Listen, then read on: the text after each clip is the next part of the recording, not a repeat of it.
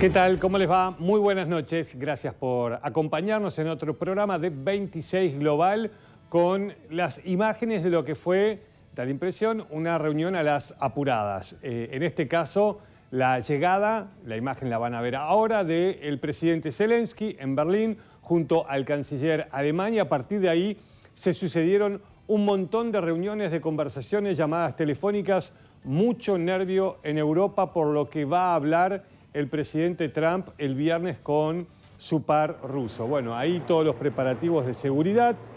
El presidente Volodymyr Zelensky llegó entonces a Berlín y a partir de ahí distintas conferencias, el helicóptero con ese sonido característico, la seguridad, y ahí está. El saludo al canciller alemán, quien trató de ver, y vamos a ir escuchando después a los protagonistas de lo que fue el día de hoy. La otra imagen que quiero compartir con ustedes directamente tiene que ver con la videoconferencia. Ahí está Ruth. Se puede ver ahí por el graph tapado las distintas caras de los presidentes que se iban sumando. Y obviamente sí, hay preocupación en Europa. Y si hay preocupación es porque hay confianza en lo que va a hablar el presidente Donald Trump o porque en realidad temen que vuelva sobre sus pasos. Bueno, vamos a escuchar, si les parece, entre los diferentes presidentes que tengo para compartir con ustedes, a Emmanuel Macron.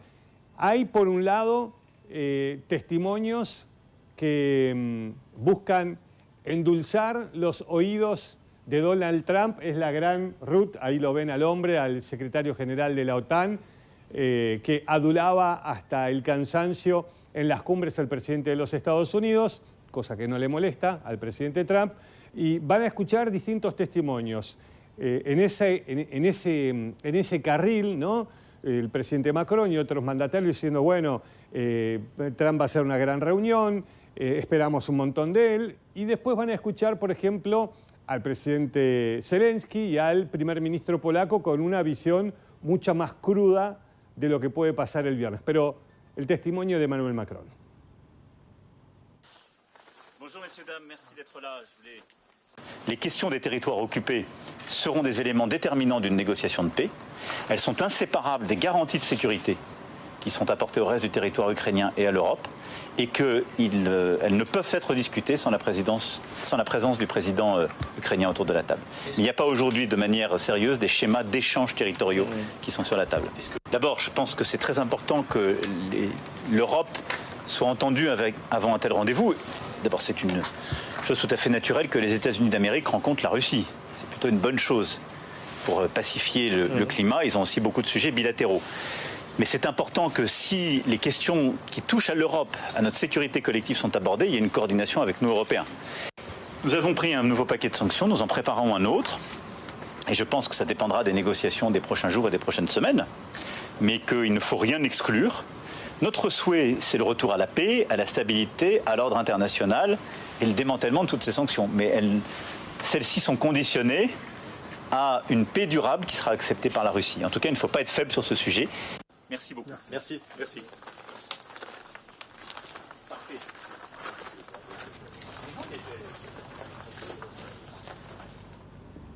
Bueno, con un tostado envidiable del presidente Macron, ¿no? Hace pocas horas, en este zanahoria y amenaza, no voy a decir garrote porque la verdad hasta ahora no lo ha hecho, Donald Trump acaba de decir va a haber severas consecuencias si Putin no acepta un alto el fuego. No creo que esté temblando el presidente ruso porque, dicho sea de paso, hace 10 días supuestos submarinos nucleares estaban siendo dirigidos hacia Rusia, con lo que conlleva esa escalada de tipo nuclear con la amenaza de hace 10 días, y hoy Putin está consiguiendo una cumbre en Alaska con el presidente Trump.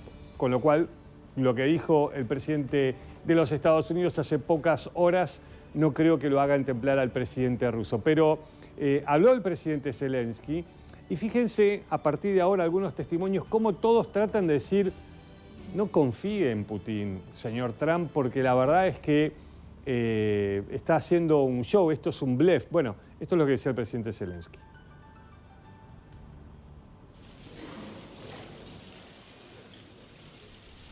Я сказав президенту Сполучених Штатів Америки і всім нашим європейським колегам: Путін блефує. Він старається натиснути перед зустрічю на Алясці, на всіх напрямках українського фронту. Росія намагається зобразити, що спроможна окупувати всю Україну. Безумовно, це їх бажання. Ми маємо готувати тристоронній формат розмови.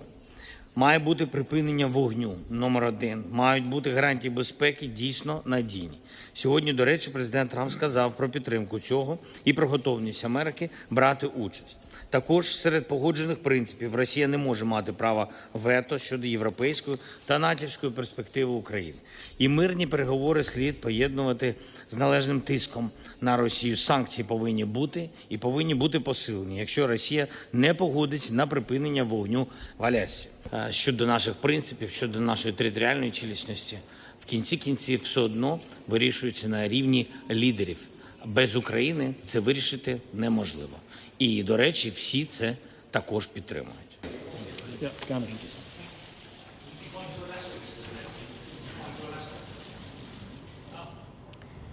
Bueno, cumbres a través de videoconferencias, llamados. Bueno, ahora van a escuchar al premier polaco, ¿no? También tratando de hacer razonar al presidente Trump. Miren la desconfianza que todos tienen, más allá de que por un lado está la línea de la adulación constante al presidente de los Estados Unidos y por el otro quienes dicen, la verdad que no confiamos en que pase nada, que no se logre nada, y todo esto a quien beneficia solamente es al presidente ruso.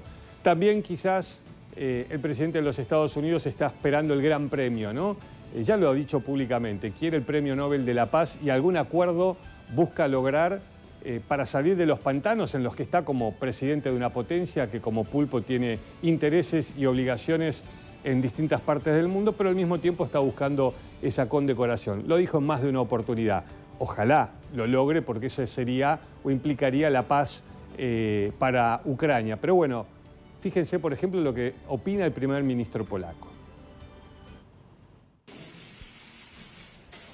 Ale dla mnie rzeczą najważniejszą jest, aby i Polska, i inne państwa europejskie skutecznie przekonywały amerykańską administrację i prezydenta Trumpa, że nie można ufać Putinowi i Rosji i że jedyną drogą, jedynym sposobem, i to była i to mówił prezydent Zeleński, ja to bardzo wyraźnie też podkreślałem w czasie obu spotkań, jedynym sposobem jest, i to nie jest slogan, jest zmuszenie Rosji do uczciwego pokoju.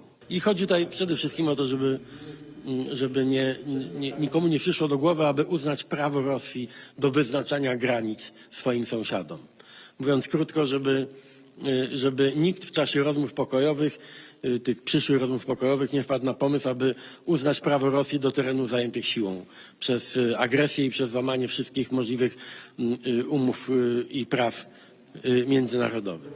Od wielu dni głośno jest o tym, że Rosjanie bardzo by chcieli włączyć do rozmów o przyszłości Ukrainy także rozmowę o redukcji obecności NATO, na przykład w Polsce, wojsk natowskich. Dlatego jest tak ważne, żebyśmy budowali tę bardzo solidarną i zjednoczoną grupę państw, zarówno w relacji do Rosji, ale także w relacji do innych sojuszników, na przykład do Stanów Zjednoczonych. Także z prezydentem Nawrockim, żebyśmy nie dali się nigdy... En definitiva, ¿no? El primer ministro polaco está diciendo, unámonos por Rusia, pero también por lo que pueda llegar a ser Estados Unidos. La desconfianza está a flor de piel y lo que hoy es blanco, mañana puede ser negro, digo, por lo que pueda acordar el presidente de los Estados Unidos. Ojalá haya un cese al fuego, pero y si hay un cese al fuego, ¿será realmente la estaca para terminar este conflicto? ¿Con qué tierra se va a quedar Ucrania? ¿Es un mojón para algo que puede venir después? Los polacos están muy preocupados, ¿no?, sobre el futuro a partir de lo que está pasando en Ucrania. Bueno, diré, ¿no? Compartimos esta foto con ustedes, la entrada de los camiones, de los pocos todavía camiones que están entrando a la Franja de Gaza, principalmente por la frontera de Egipto a Rafah, algunos puntos más también. Desde las Naciones Unidas siguen insistiendo que son pocos por la cantidad de comida que se necesita, pero la verdad es que entre que son pocos puntos de distribución, el trabajo de los camioneros es muy complicado. Bueno, esta es la historia que queremos compartir con ustedes. Una fotografía, pero detrás de esa fotografía y ese camión hay un conductor que le pasan un montón de situaciones para poder cruzar la frontera y llegar a Gaza. Y cuando llega a Gaza, ¿qué es lo que le espera? Miren.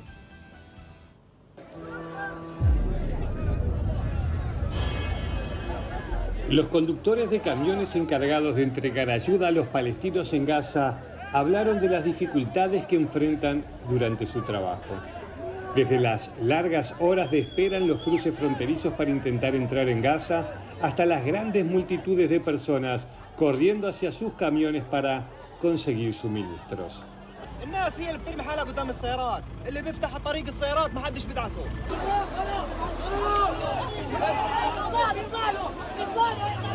يعني ما انت عارف السواق بيطلع له يومين ثلاثة واقف في المعبر لا اكل ولا شرب ولا مية، وفي الاخر ناس تيجي بتحلق له بالمواسير بالعصي ببنشروا لنا العجال بسكروا الطرق زي ما انت شايف ببعطوا الكوشوك. مش عارف انا السواق ايش محمل ذهب من جوا ولا ايش جايب يعني. Los conductores sostienen que los acusan de atropellar a la gente. Ellos afirman que no es cierto, que todo es muy complicado una vez que cruzan la frontera. أنا بيتعرضوا لنا كثير لشغلات بقول لك إنه أنت بتدهسونا إنه أنتم بتقفوا الناس يا عم إحنا مبلغين إنه إحنا نقف على بعد كيلو من الجيش عشان ما يطخوش على الأطفال والناس اللي بتبقى تاخذ البضاعة. والمساعدات بتيجي يعني تقريبا كل ساعتين ثلاثة بدخلوا 10 سيارات و15 سيارة بدخلون فوج واحد بالمساعدة.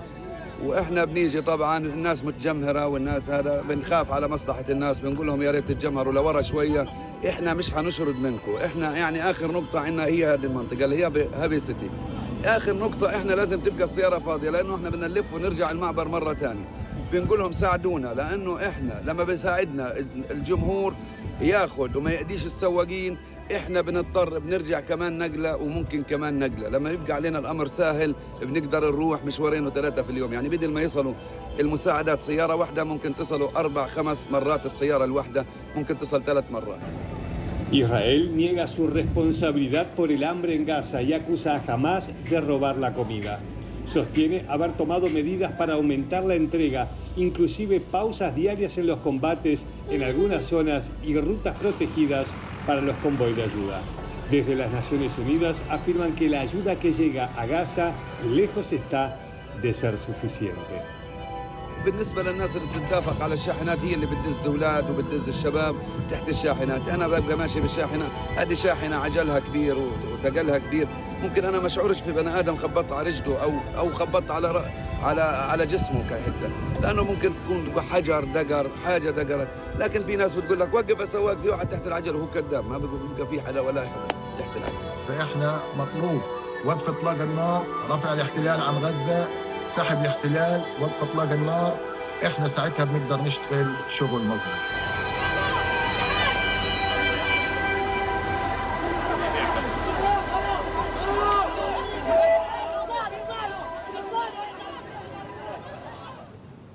Bueno, detrás de cada imagen hay una historia, ¿no? Por supuesto, detrás de cada vida hay una historia y estaba pensando en la cifra que desde el gobierno israelí se dio hoy, ¿no? Cruzaron aproximadamente, se habla oficialmente, de 363 camiones. Bueno, hace mucho tiempo que desde las Naciones Unidas se está diciendo, miren, en la situación actual se necesitan entre 700 y 900 camiones por día. Eso todavía no está pasando. Bueno, seguimos en la región, en este caso en Israel, con periodistas israelíes, protestando y mostrando su solidaridad por los periodistas asesinados por el ejército israelí hace pocos días.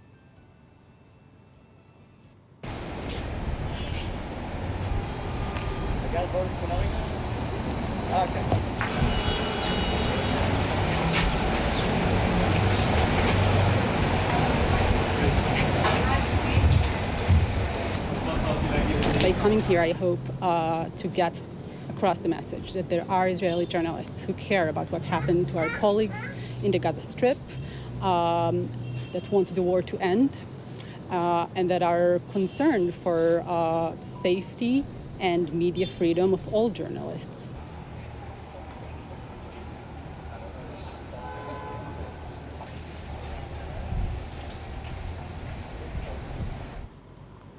Bueno, cambiamos de tema, venimos para nuestra región con esta fotografía, con el tema que lamentablemente no está teniendo tanta importancia para las agencias mundiales, para la comunidad internacional, para nuestra región, y es lo que sigue pasando en Haití. Que no se hable no significa que no está sucediendo.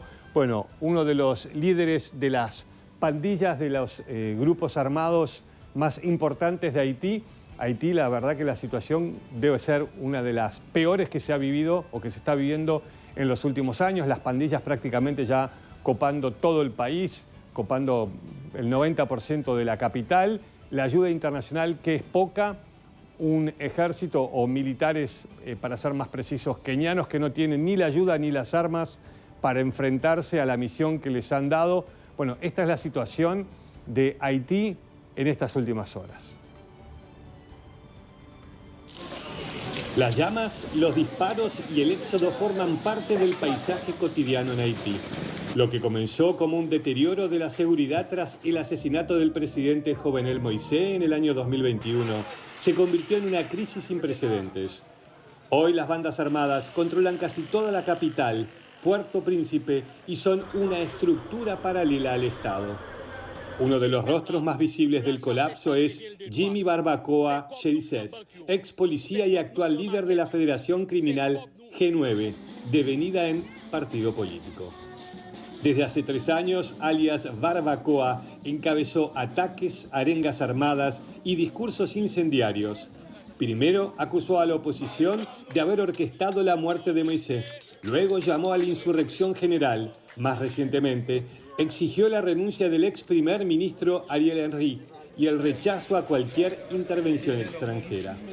Nous demandons à la police nationale d'Haïti, nous demandons aux militaires pour prendre responsabilité, arrêter Ariel Henry et encore une fois, et pas peuple qui est nous, et pas les Gazam qui est nous, arrêter Ariel Henry pour nous libérer le pays, dans le jour noir sorti grand. Zam ça yo, nous pas gagner pour nous faire monter dans même couche sociale avec nous mal.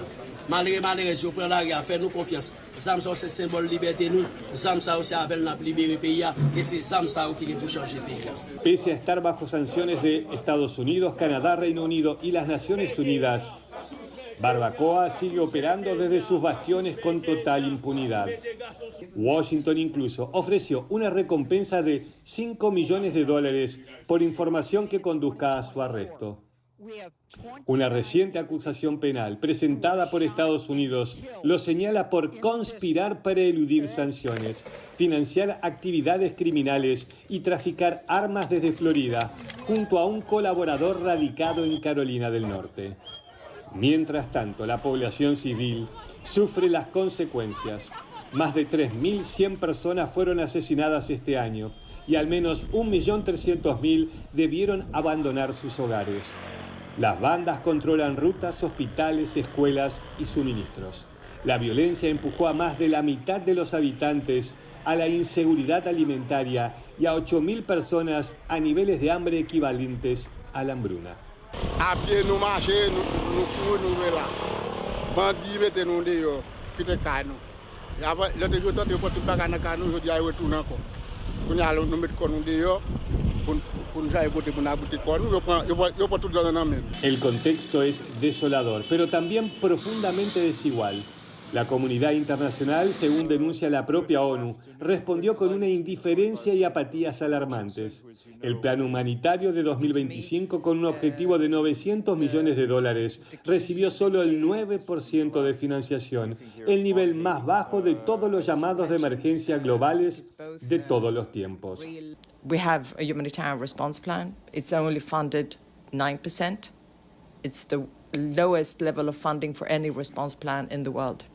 And it's 900 million. We are not talking about the biggest response plan either. Aunque existe una misión de apoyo multinacional liderada por Kenia y respaldada por la ONU, su despliegue es parcial y carece de recursos básicos para actuar de manera efectiva. Las sanciones internacionales y el embargo de armas no logran frenar el avance de las bandas. We have the Multinational Security Support Mission that has been on the ground for a year, but not given the tools or the size needed to actually perform its role. So that is actually very frustrating. We have tools, but the response for the international community is just not at par with the gravity on the ground. Some of the sanctions have had some impact, which is why I say that it is a tool that needs to be invested in. So the gangs have become more autonomous, meaning in the sense that they depend less on the traditional economic and political actors, although that still exist, and have more now plunged into regional organized crime. Of course, trafficking of drugs is financing some of these operations. Again, trafficking of arms, trafficking of people.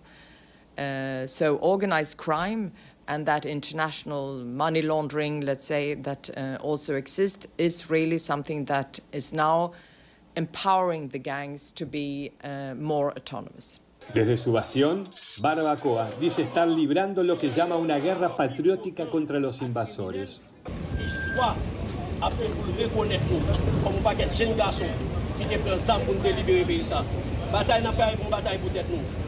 Nous dans la guerre n'importe nous qu'à mourir parce que c'est vous lié. Mais moi je veux nous mourir dans vous mais pas nous mourir en lâche, je veux nous mourir en bon soldat. Et même si on cette nous dit là, n'importe qui ose puis les 4 côtés dans vivre là. N'importe qui ose puis attaquer nous dans 4 côtés dans vivre là, n'a crasé Katia avec ensemble et même les vins craser Katia ensemble, n'a continuer comme avec nous ça yo. Nous pas besoin qu'on ni blanc, nous pas besoin qu'on ni noir. Et pour pas haïtien, pour sous sol là, nous considérons qu'on envahisseur. Envahisseur va jamais bien pour nous. Songez à faire nous ça déjà. Le village ministère on va nous connaître. La historia parece cerrarse sobre sí misma. Un Estado colapsado, grupos armados que se presentan como salvadores, una población empobrecida y una comunidad internacional que otra vez decide mirar hacia otro lado.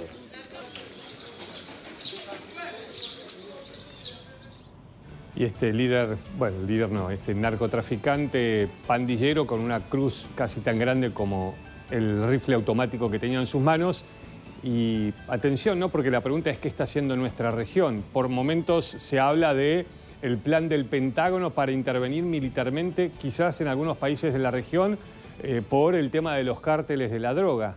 De hecho, la presidenta mexicana tuvo que salir a aclarar que no, que en México no, eso no va a pasar, que ella habló con Trump, ¿no? Con esa parsimonia que tiene la presidenta mexicana para llevar calma.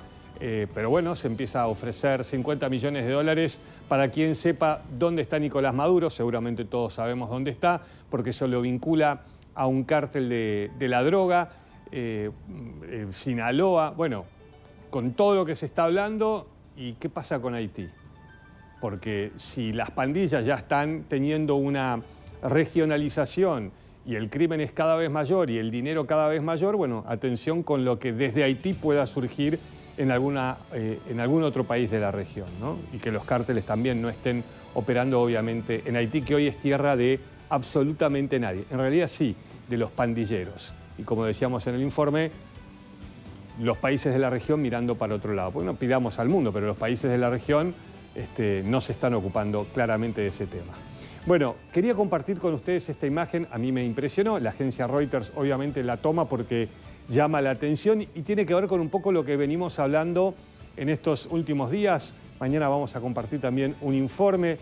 Miren, así está un río que era muy importante en Gran Bretaña. Gran Bretaña padeciendo un problema obviamente de sequía muy importante, de falta de agua, en alerta absoluto.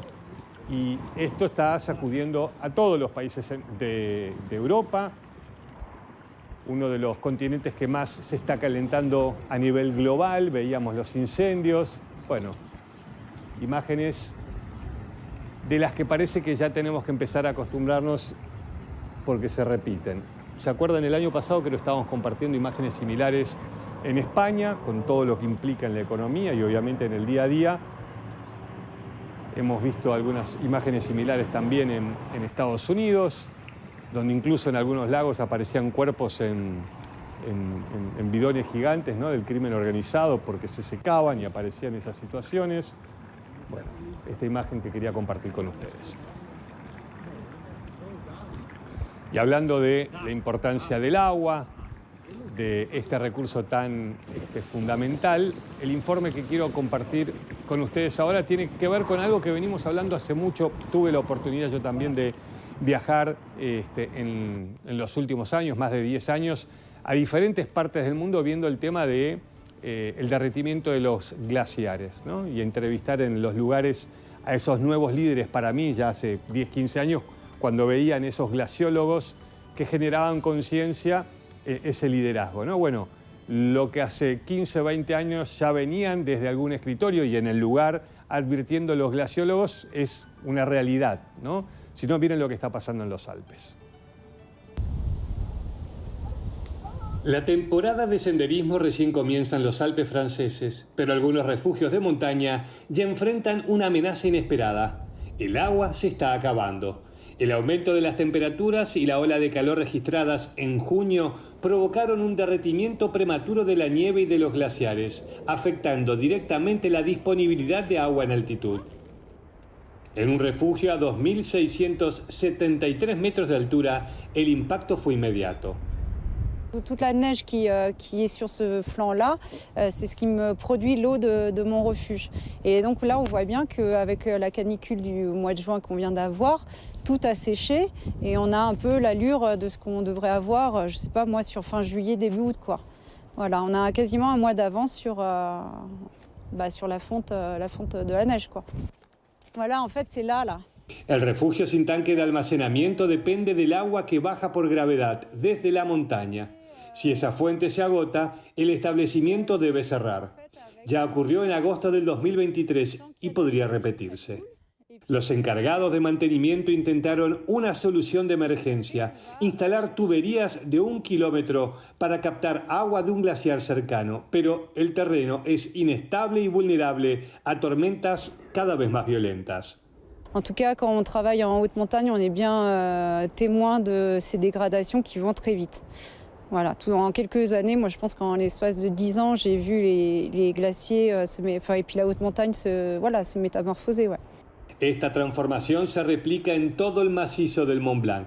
Ahí el glaciar de Bossons muestra signos de un deterioro acelerado, visible incluso a simple vista. En tout cas, voilà, on a eu ce glacier, le front de ce glacier qui s'est mis à avancer durant plusieurs années et qui a donné l'impression justement qu'il y avait peu de retrait et peu de recul sur ce glacier-là. C'est un peu un paradoxe au milieu du massif du Mont Blanc avec le front qui s'est mis à réavancer. Et là, depuis 3 ans, donc depuis 2022, on a un vrai recul du front avec notamment lié à une perte d'épaisseur de ce front-là et qui a laissé apparaître justement une tache de cailloux au début qui maintenant est devenue un gros œil de cailloux et qui accélère justement encore la fonte à cet endroit-là. C'était un mauvais vendeur de l'état des glaciers, le glacier des Bossons, parce qu'en fait il était bien blanc, encore en train d'avancer sans trop perdre. Et là on se rend compte un peu à l'image de tous les autres glaciers qu'en fait il recule très vite et qu'il est en train de suivre un peu le même processus que les autres. Et donc on se rend compte à Chamonix que vraiment il y a cet effet du changement climatique qui est marquant et qui est saisissant. Parce que même si on a la mer de glace par exemple, elle est ce coup-ci cachée, elle est plus loin derrière le Montanvert, on ne la voit pas. Mais le glacier des Bossons, on le voit tous les jours et on peut vraiment constater d'une année sur l'autre ces changements environnementaux. Tu l'as vu?